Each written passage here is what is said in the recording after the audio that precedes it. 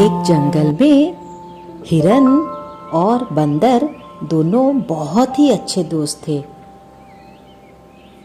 वो इतने अच्छे दोस्त थे कि जंगल की हर पशु पक्षी उनकी दोस्ती का उदाहरण देते थे।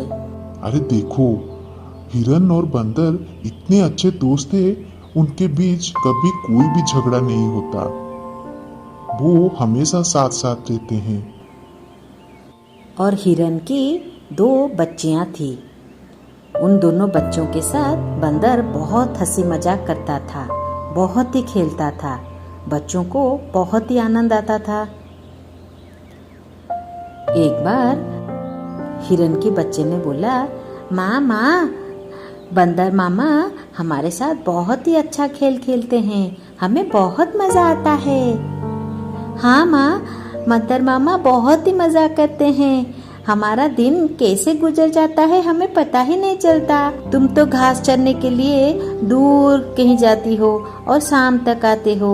बंदर मामा दिन भर हमारे अच्छे से देखभाल करते हैं और केले के पेड़ में चढ़ जाते हैं, केला तोड़ के खाते हैं और हमारे साथ इतना मजाक करते हैं, इतना खेलते हैं, हमें बहुत ही खुश लगता है। हाँ बच्चों, तुमने ठीक कहा, इसीलिए बंदर और हम दोनों बहुत ही अच्छे दोस्त हैं और हम कभी भी एक दूसरे के साथ नहीं छोड़ेंगे। हाँ हिरन भाई, तुमने ठीक कहा। एक बार हिरन घास चरने के लिए घने जंगल में चली गई और उसको लौटते लौटते बहुत देर हो गई। रास्ते में एक छोटा सा नदी था। उस नदी में पानी पीने के लिए हिरन गई और जैसे ही पानी पी रही थी उसकी पैर फिसल गई। तभी वो नदी के जल में बह गई और चिल्लाती रही, अरे बचाओ बचाओ बंदर भाई, तुम कहाँ हो, मुझे बचाओ बचाओ, अरे बंदर भाई कहाँ हो, बचाओ बचाओ। बंदर हिरन के बच्चों के साथ खेल रहा था और उसको हिरन की आवाज सुनाई दी। अरे मुझे लग रहा है मेरा दोस्त मुझे बुला रही है। अरे बच्चों, तुम यहाँ पर खेलते रहो, जंगल के अंदर नहीं जाना, यहीं पर ही खेलना, मैं थोड़ी देर में आता हूँ। ये बोल के बंदर एक डाली से दूसरी डाली, एक टहनी से दूसरी टहनी, ये पकड़ पकड़ कर हिरन की आवाज का पीछा करते हुए नदी के पास पहुंच गया।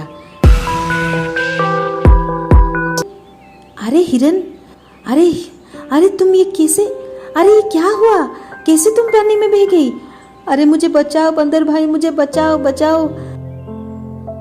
तभी बंदर ने इधर उधर देखा और तुरंत ही एक पेड़ में एक बड़ी सी टहनी थी, उसके ऊपर नाच नाच के उसको तोड़ दिया और उसको लाके नदी के अंदर फेंका और हिरन को बोला, अरे हिरन, तुम इसके आगे की छोर को पकड़ लो। हिरन बहती जा रही थी।